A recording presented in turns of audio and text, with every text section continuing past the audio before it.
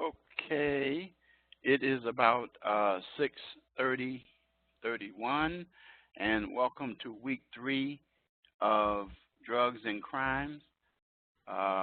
Today is Tuesday, November the 20th, and 2018, and so I'm going to take some time to go over the requirements for the assignments. As you already know, this is week 3. Next week we'll be entering the second half. And all assignments are due and from 1 to 3 by the end of the week, by Sunday. If you have missed an assignment and you want to get it in, you'll lose points. But after week 3 is completed, which will be Sunday, 11:59 p.m. Central Standard, I will not accept assignments from week 1 through 3 unless we've made arrangements already. So let's make sure that you get all your assignments in on time. All right, so now let's go ahead and get started. I'm going to share my screen.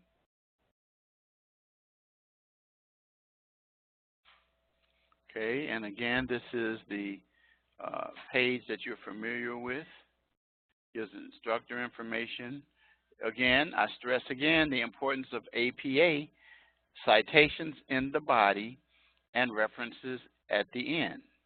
And that, the instructions that are in the rubric are very critical to your grade, and they mirror the information that's actually involved here. So you want to make sure that you satisfy the APA requirements. Some of you put citations. No, most of you put references, but not citations. You want to make sure that you do that.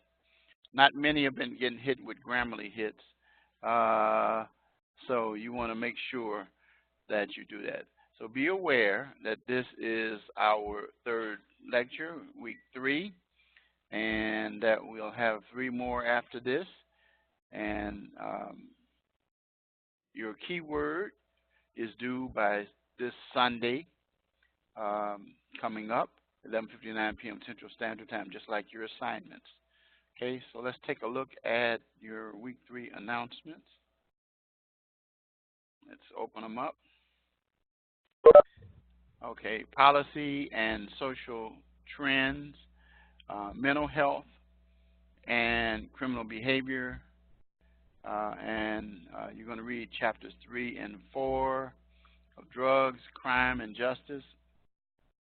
I sent you the PowerPoints for that as well.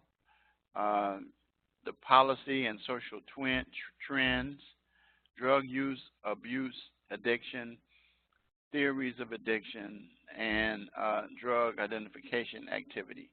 These are all sections that we'll kind of touch on tonight. And then your initial post is due tonight, social policies and trends. Your reply post is due Saturday, 11:59 p.m. Central Standard Time. Finally, your course project or written assignment for the week, other than the discussion post and the quiz, heroin and crime. Heroin and crime. And then, of course, the quiz. And again, I see a few of you have done the quiz already. Some of you have done all right. But most of the time, I encourage students to hold off on the quiz until you get to at least Sunday or Saturday, when you've gone through the material, you had a chance to listen to the lecture. I see students who have taken the quiz, and then they will then go back and look at the lecture, which the only reason they're doing that is to find a keyword. You don't want to do that. You want to pay close attention to what is in the lecture, because sometimes things will be said to clarify the rubric and or what's in the module. And I stress over and over and over things, and I will be talking about that. And then you know what my adversity as a springboard to success is all about. I shared that during week 1. So let's take a quick look at the course calendar. And you can see that the quarter's moving right along here and that we are at this week. And again, if you click on it, it will tell you the reading assignment, just what I just covered a few minutes ago. It'll tell you your initial post, topic, your live lecture is taking place now. It will also tell you your reply post due date and your course project and quiz, and then it'll also remind you that your live classroom word is due also on that same date, which is the 25th. I know it's coming up to Thanksgiving Day weekend, and a lot of students will be, of course, on the 22nd not doing much, but the point of the matter is you're still going to be held to the requirements of the guideline to make sure. I will still be grading papers tonight, tomorrow, maybe even sometime even late Tuesday, Thursday, but definitely Friday and Saturday and some Sunday evening after church as well. So you want to make sure you pay attention to that schedule there.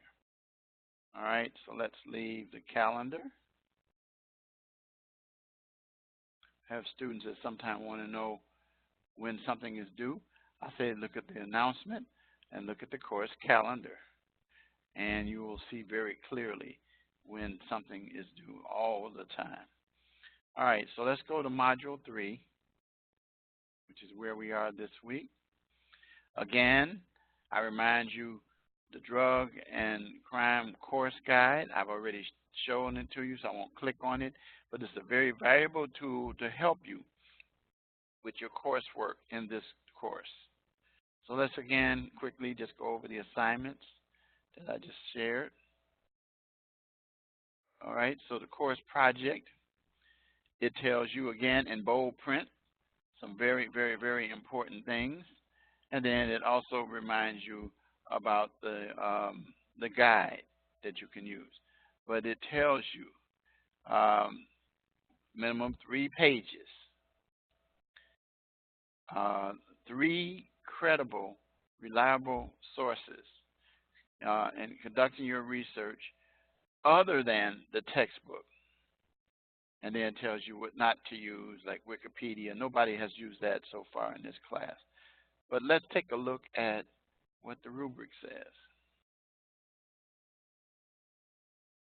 Here's the rubric right here. Tells you the due date. And let's view the rubric. The rubric tells you, whoops, let's go back. Click on that, there we go. And it explains to you all of the requirements. And if I were you, I'd make sure that I've included all of these details in here. Make sure that you have a minimum of 3 pages. Make sure that you have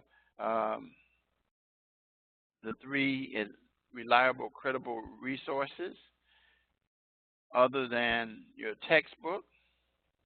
Make sure that you write in paragraphs. And then citations and references. Says format is appropriate for the assignment written in APA format with the title page and a reference page. Proper spacing, paragraph indents, all sources properly cited as in-text citations in the body of the paper. So you want to make sure that you have that. And then your paper has a properly formatted reference page. It shouldn't run into your paper. It should be a separate page where all sources that are relied upon are listed. And then it tells you there must be credible sources. Again, if you use that study guide, you will come up with reliable resources as well. And that's for that assignment, okay? Make sure that you follow that. I cannot stress citations and references, a cover sheet, citations and references. I sometimes wonder if students really listen to the whole lecture and read the whole rubric. They just look at what the assignment is to do, but don't look at the requirements, because I have had students that have a minimum number of pages, and you get dinged for that. You don't satisfy the 3-page minimum. And, you know, we're not saying that 3 pages is because we want you to fill up the paper. We want you to adequately deal with the issues that are required. And we believe that in a scholarly fashion, a minimum of 3 pages. So basically, it should be 5 pages as a minimum. Your cover sheet, your reference page, and in between that, a minimum of 3 pages dealing with the issues that are included, dealing with providing at least 3 reliable resources. Okay, very, very, very, very, very, very important. Very important. Okay. Now, I had a student to send me a message, and I think I heard him say that dealing with a real situation. You can deal with a real situation and mention it. However, though, you need to try to stay away from those kinds of things. You want to make sure that if you do mention it, you do tie in to what the facts are and what they are asking you to do. Make sure. And that there's theories explain the connection between substance abuse and criminal behavior, which I will be talking about tonight. The relationship between heroin use and criminal behavior, which I've talked about, and I'll talk again. Relationship between drug use, including abuse, prescription painkillers, and so forth. You will find more about that as you get into this course. And then finally, we'll deal with the human trafficking, burglary, robbery, and all these crimes that take place, okay? So you want to make sure that you cover the educational and prevention programs as well in your paper. Very, very, very important. And then the other thing that you have as an assignment for the week is your discussion posts. And it tells you, you know, you guys have done pretty good with those. And then, of course, your quiz. And then your live classroom. Again, if you click on that, you'll see when it's due. Again, it's on the calendar, but it'll say it right here. It's due the 25th, 11:59 p.m. Central Standard Time. So you could turn it in any time before that. And those are the assignments for the week. Again, the key thing is to make sure that you satisfy the rubric. That is the key thing. Most professors, especially if you're in my classes, there are students in other classes that I teach that say, well, the instructions don't always say APA.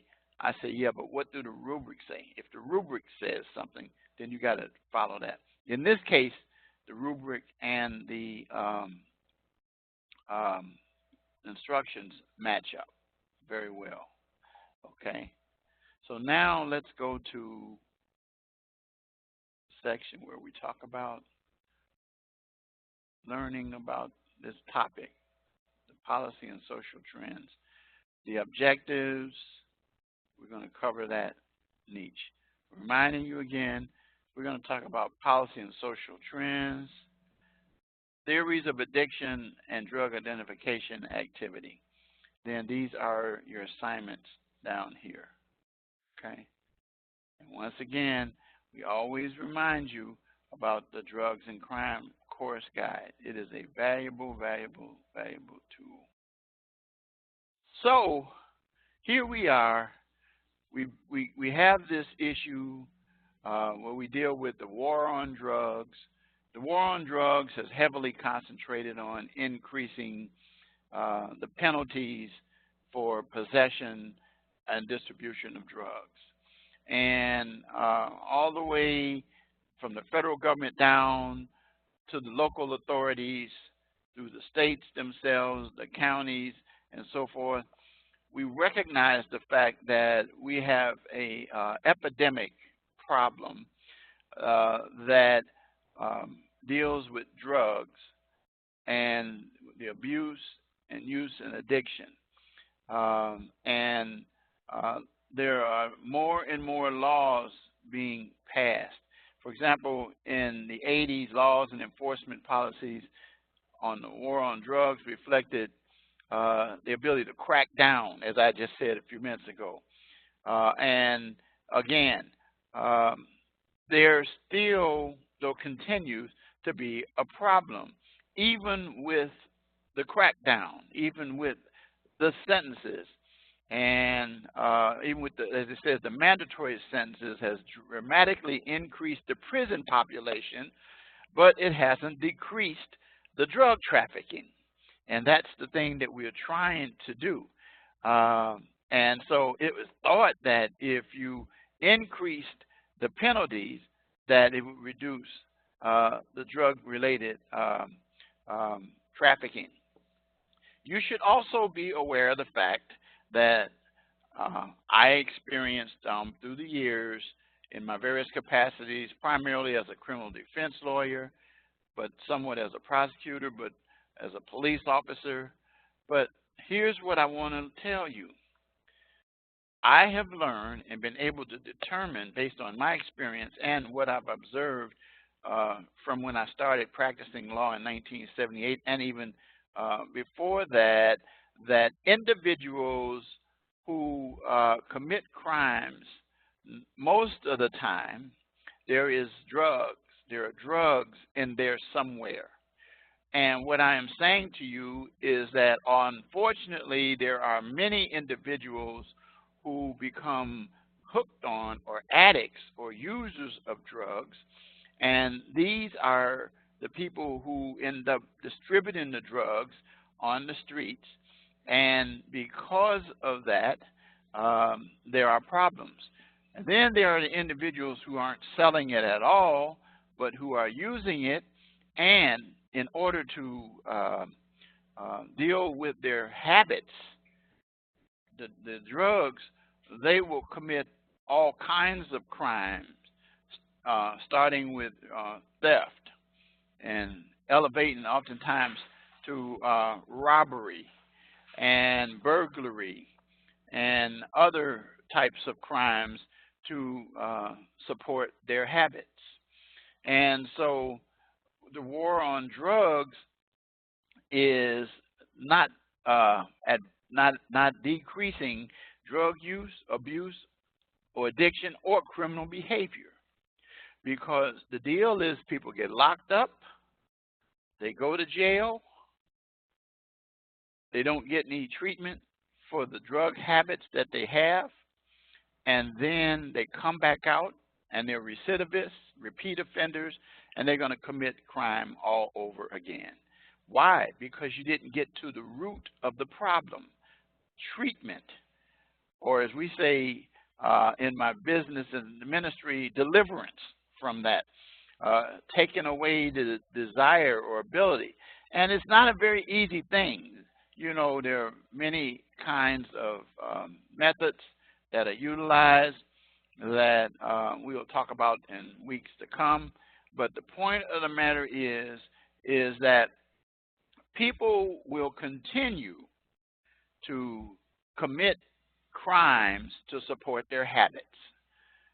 And also, unfortunately, there are people who will go by route of selling drugs rather than obtaining an education, because big money is flashed in their face, so that they feel like they can make more money selling drugs than working at McDonald's. But the one thing that you should know is that at McDonald's, you're not a constant target of danger. Your income may be lower, but your life expectancy is greater, because time and time again, the gangs and the drug dealers are using weapons, and they're using weapons now that are high-powered, and they're aiming at each other, but missing a lot of times and hitting and killing innocent people. It says here that in addition, there may be an underlying reason why a person uses or abuses drugs.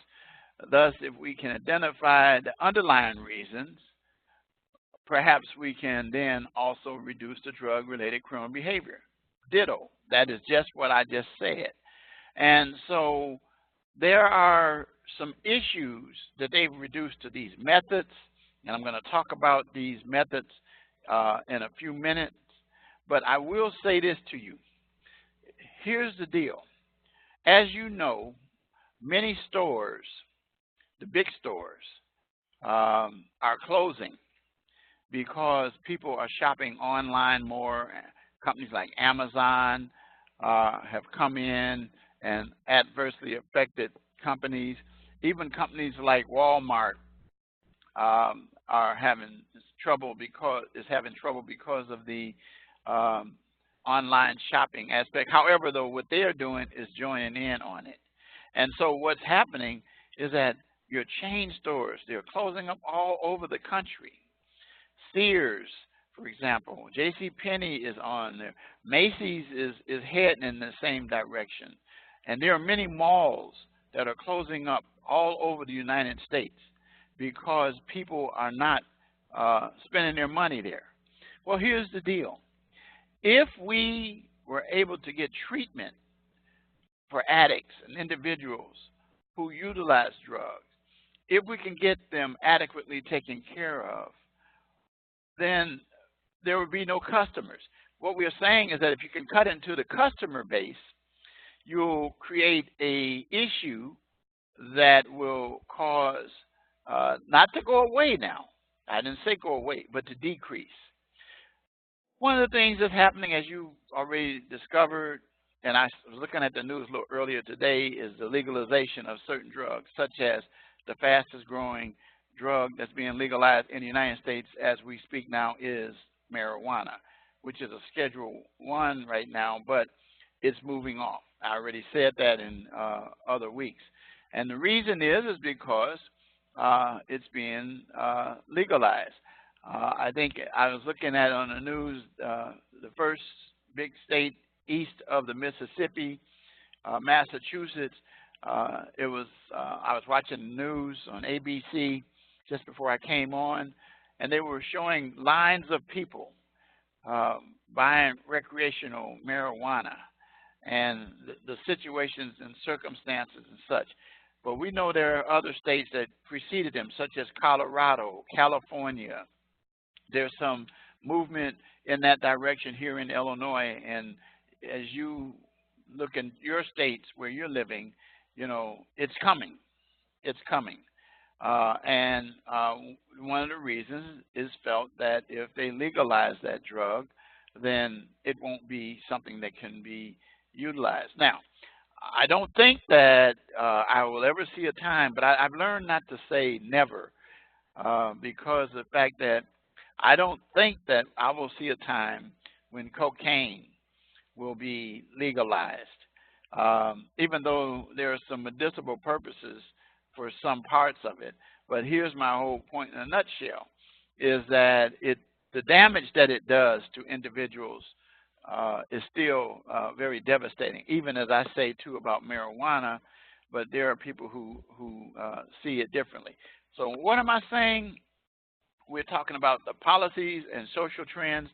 Society is saying certain drugs are okay, and saying that, but it's the abuse to it that leads to addiction.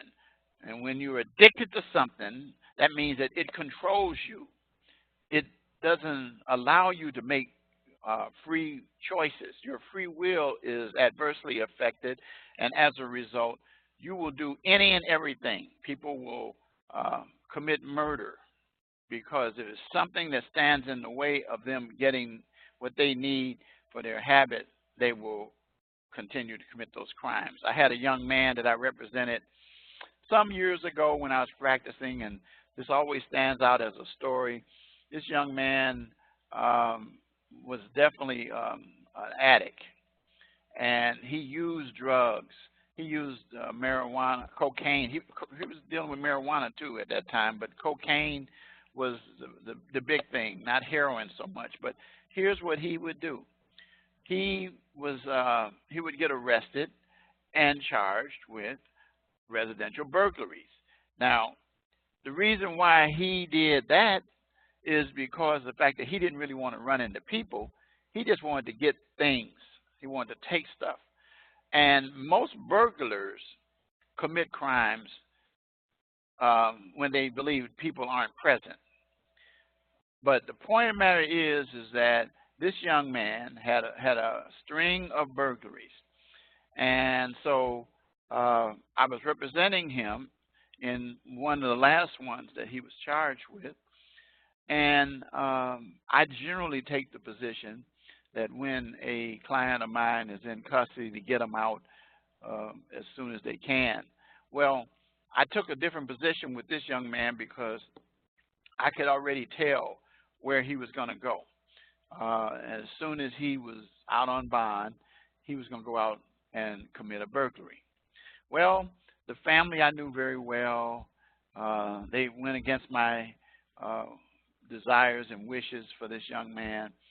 And so it wasn't a day or so after they got him out that he left the house, went out to commit a burglary by running across an expressway or a highway, a busy one.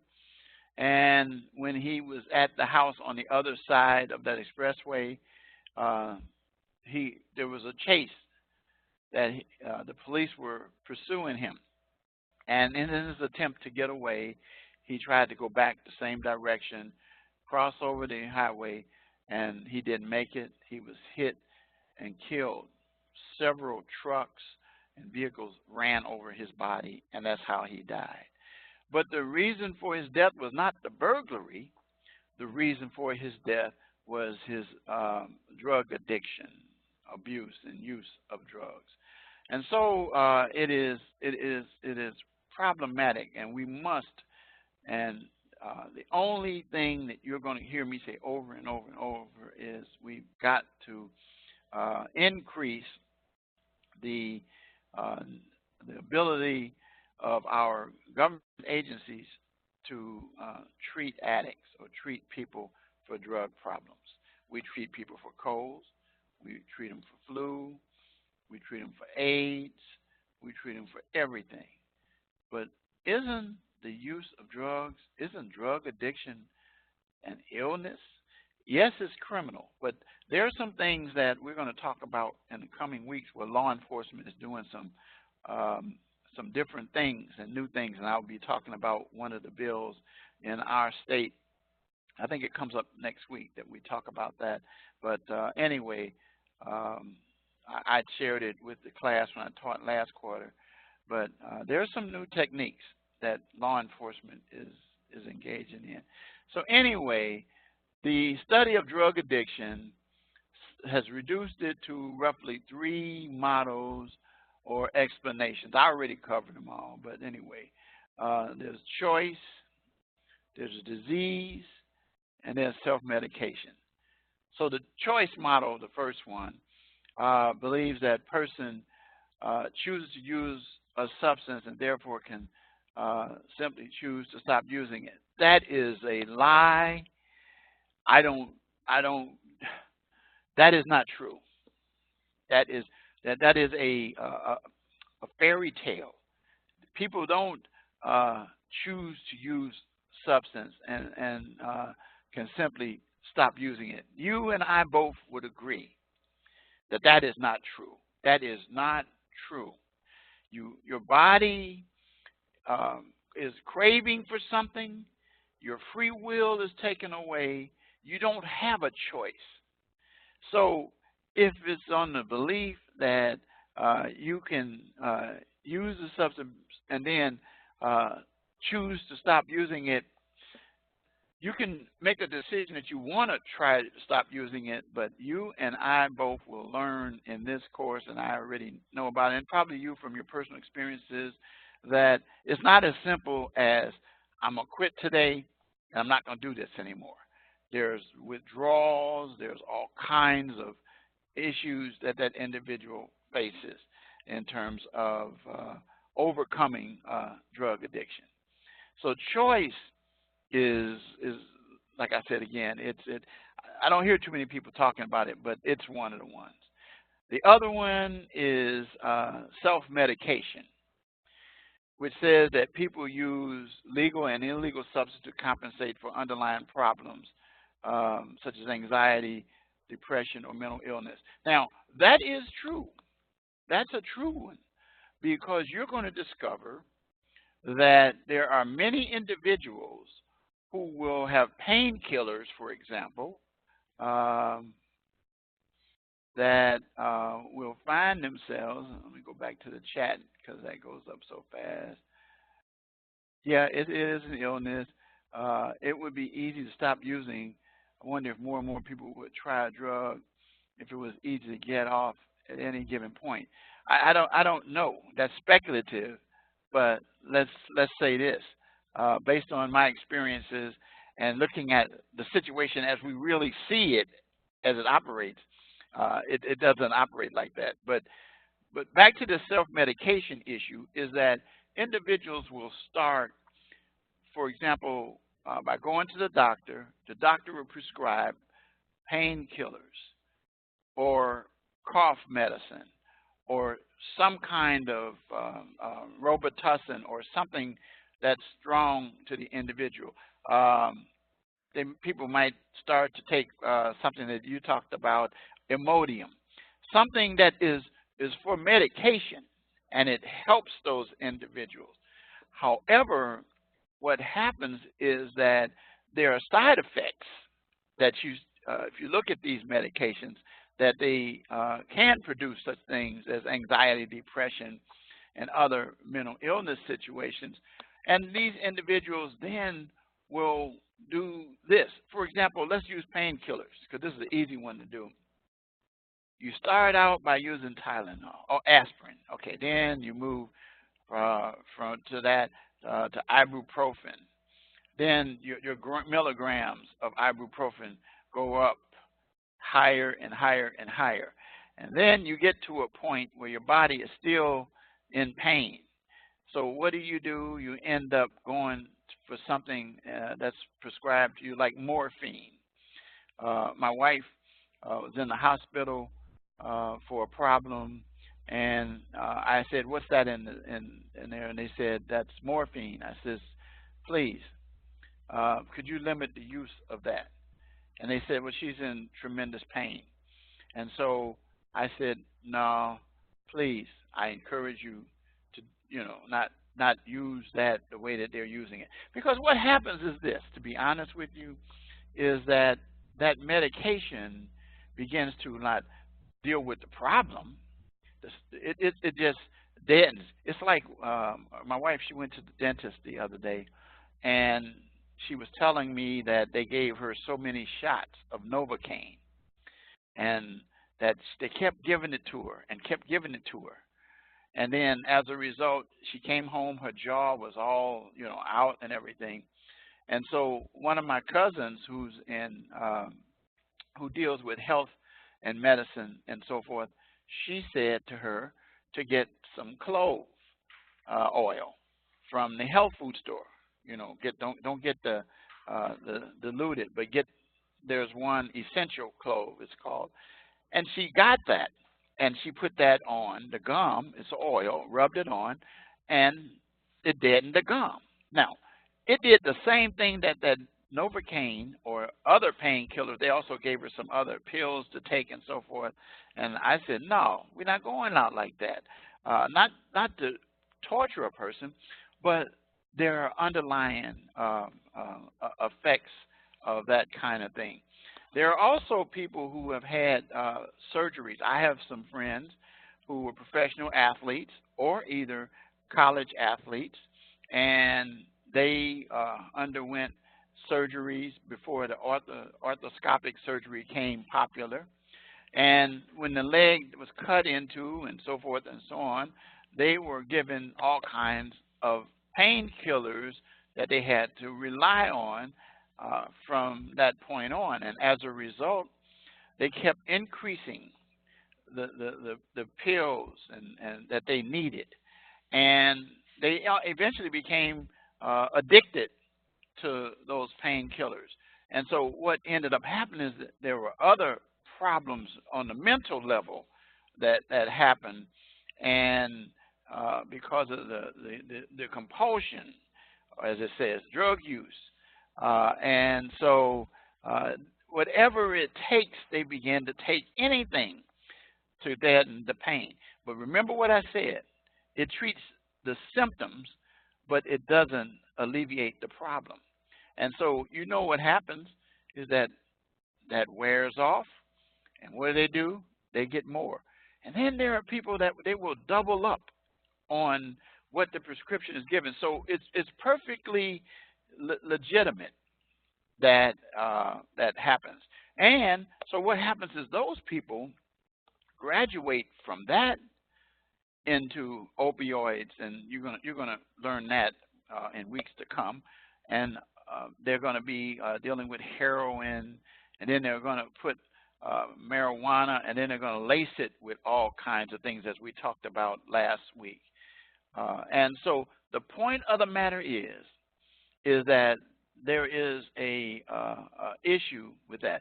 You and I both know already that there's some innocent drugs that used to be able to walk in your local Walgreens or Rexall or whatever drugstore, CVS, Walmart, wherever you got your prescriptions, and you could go down the aisle and you can buy them.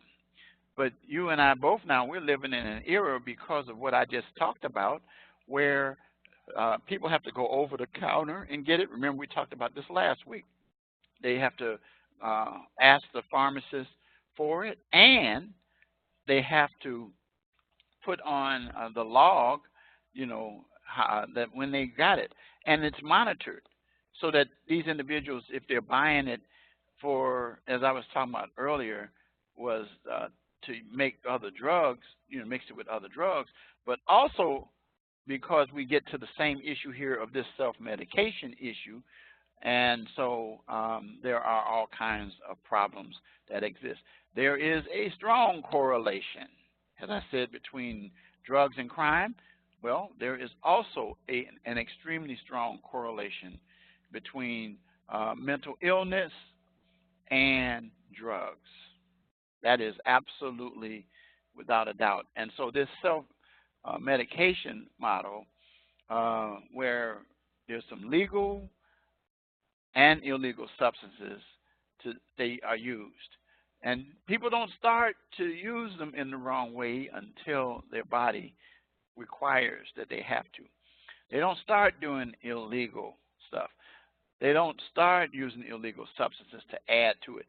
What it is they want to get back to that high, and you want to go higher and higher and higher and higher until the bottom line is that's why we get to the point that we're going to be talking about something called chasing the dragon, which will be coming up in a few weeks. So that explains that. So now we get to the final one, the disease model, based on the idea that it is the result of a chemical or biological issue. And so the theory, it says, is that punishing people for drug-related crimes without addressing the underlying reasons for the drug use or addiction will not likely change or end the pattern of criminal behavior. Can I get an amen on that? Yes, that is true. That is absolutely what I was talking about and will continue to talk about. You must address the cause that is creating the situation. And so many, it says, public health advocates and medical professional advocates advocate that treatment should be part of any sentence. I agree 1,000%. However, though, guys, you need to be aware. How do you say this? This is what I always use. A half a bridge is not even a bridge. There's, you know, it's an oxymoron, because the definition of a bridge is something that you can cross over. So it's not a half, it's a complete. So half of treatment for a substance abuse or temporary relief from substance abuse is equivalent to half a bridge. It is really not treatment. It is I don't know what we call it. It's like putting a Band-Aid over something that needs to be sewn up. It's like,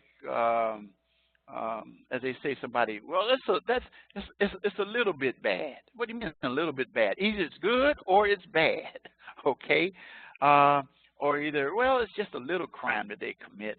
We understand what they're doing. No, the problem, guys, you don't understand is that the little crime grows into a bigger crime, and then all of a sudden the person becomes public enemy number one, and then you go back and you discover that there's been some substance abuse somewhere, some that may have started innocently, but the point of the matter is that we don't address it.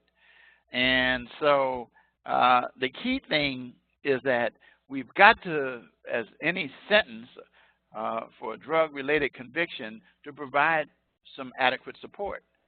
Well, here's the problem. Right here.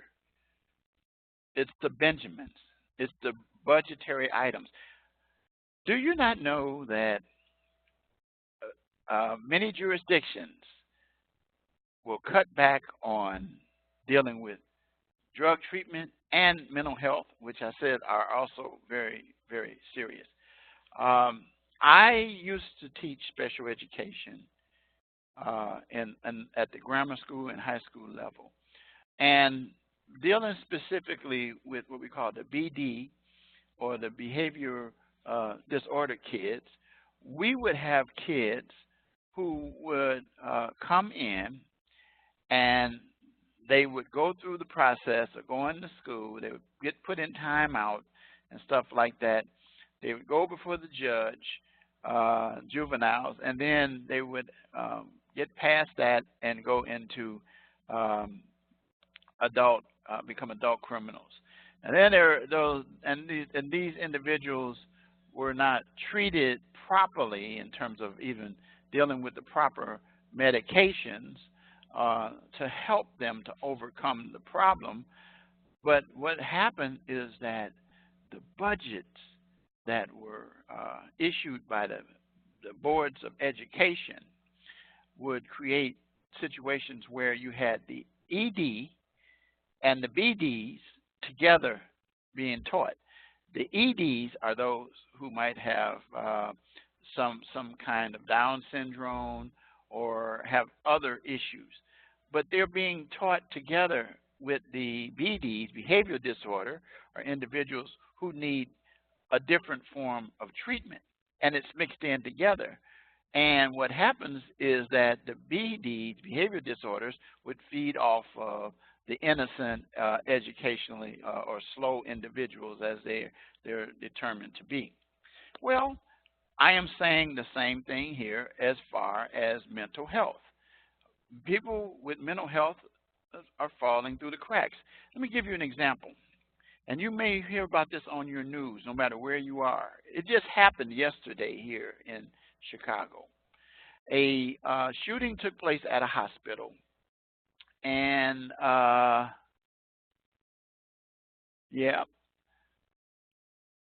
shooting took place at a hospital in Chicago, Mercy Hospital to be exact, where a guy came to the hospital to see his ex-fiancée who had broken off the relationship with him, and she was confronted by him, asked for a ring.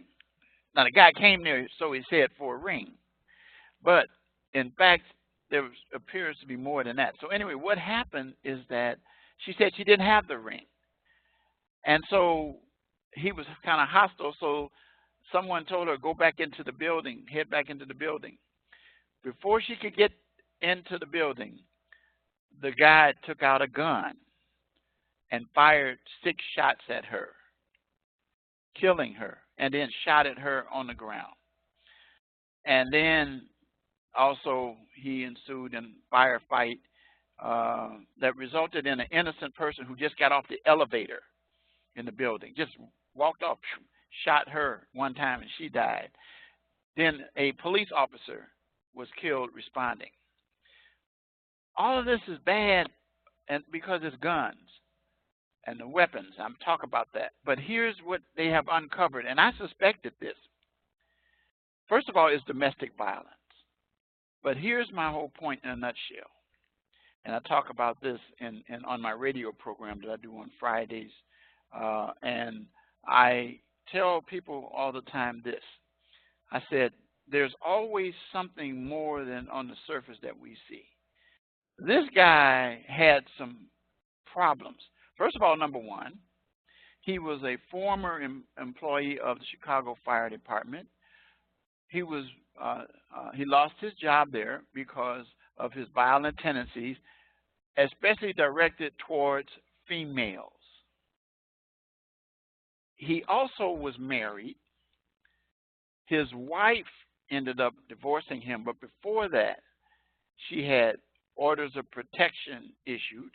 There were reports that were on file that this individual had a gun and would sleep with the gun under his pillow, that he threatened to pull the gun on people if he didn't like what they were saying or very upset. So listen to this. So as a result, he was still able to get a FOID card, Fire Owner's Identification Card, and, are you ready for this? A carry conceal permit. And this wasn't picked up. So what I am saying, and then you've heard a debate already, that individuals who have mental health issues that are not addressed, and then you allow them to get access to weapons, these kinds of things happen. So I'm back to the point, and not off of the point here. I'm saying that the drugs, the mental health diagnosis, the depression, the anxiety, and all these things are probably present in a person like that. And the result is people end up losing their lives. So what does that mean? If you look at this article, which I'm not going to do, you look at it on your own, Sharma and Bennett, where you'll learn more about substance abuse and mental illness. You will see exactly what I'm talking about. And so it is a very, very, very serious problem. Okay? So the point of the matter is that we've dealt with the theories of drug addiction, the connection between mental health and self-medication, the relationship between substance abuse and criminal behavior, and then we've kind of summarized the policies and social trends associated with drugs and mental health and the criminal justice system. In other words, the criminal justice system will continue to be a place where it's a holding place. Individuals are released with mental problems not addressed, with drug addiction not being addressed, resulting in violence and crime. And that's the substance for the things that I was talking about with the domestic violence and things like that. Okay. So then you're going to go over these theories, and I'm not going to go over them now, but you can take the time to review, to understand these. Theory that drug abusers can stop or control their drug use, but choose not to. What theory is that? Which one is it of the three? Can you tell me?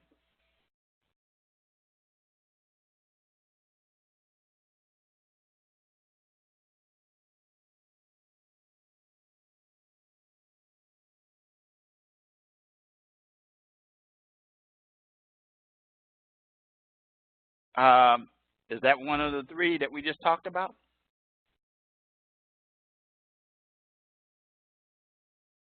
Or in the models? Yeah, of the three models.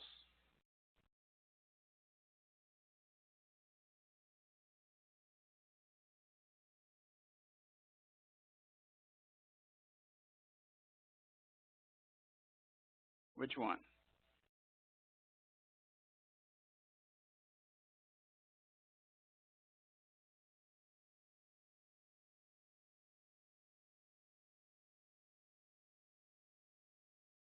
Does it sound like the choice model?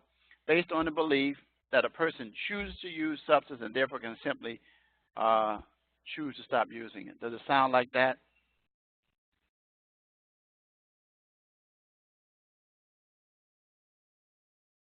Let's try choice.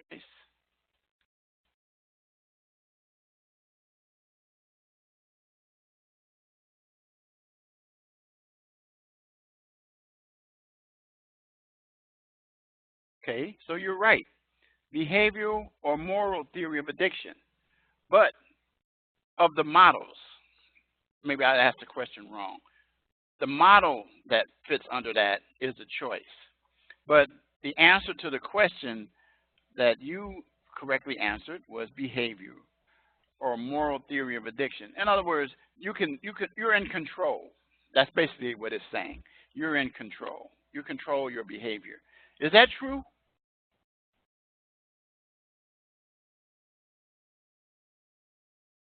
Is that true?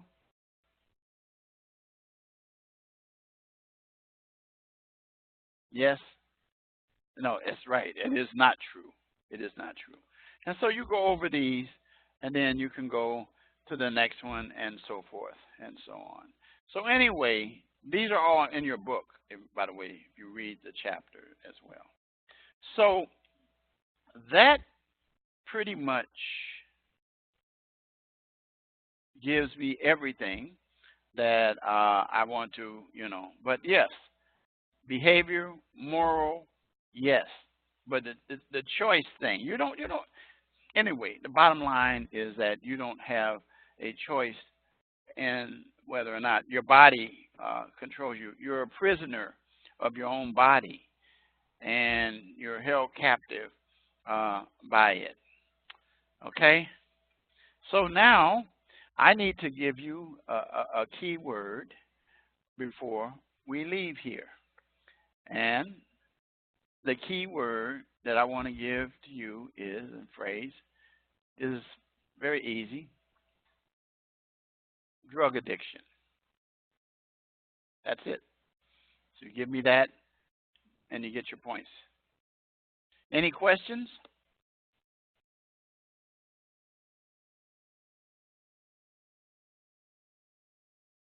Okay. All right. So that's about it for today. I will be able to be reached. You know how to reach me if you have any questions. Get those assignments in, and I'll see you next week at 6:30. And a happy Thanksgiving to each of you and your families.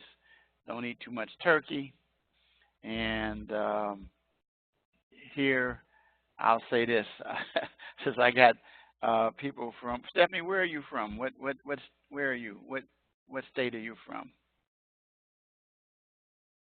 Okay. Oh, I think we had this discussion that you're not a Packer fan, but you're in Green Bay, right? I think you're a Bear fan, right? Yeah, yeah. How about them Bears? How about them Bears? Hey, go Bears, right? Yeah, the Bears. That's right. That is right. I will be watching them on Thanksgiving Day as well. I'm a little concerned. We heard about uh, the quarterback being hurt by one of those shots, cheap shots, late hits that he got, but I think we'll be okay. We'll be okay. I got a student in. I don't think he's in this class. I think he's in another class. He is my friend on Facebook, which I invite you all to. If you want to join in, you can meet me on Facebook by sending me a friend request to Richard Wright, JD. And then I also remind my students that I'm doing a radio show now that's on the internet that you can get. If you're on Facebook, it's on Facebook Live. And then I also have it on WVTC Radio, where you can go to WVTCradio.com, and you can listen to it every Friday from 5 to 6. And I talk about, okay, uh, Okay. Why don't you just do this? Can you call me right after the lecture is over? Because I got another one at 8:30, but you can call me right after it. You can call me, right? Can you call me? Okay. Give me a call, and I'll go over it. But WVTC Radio is the name of the station.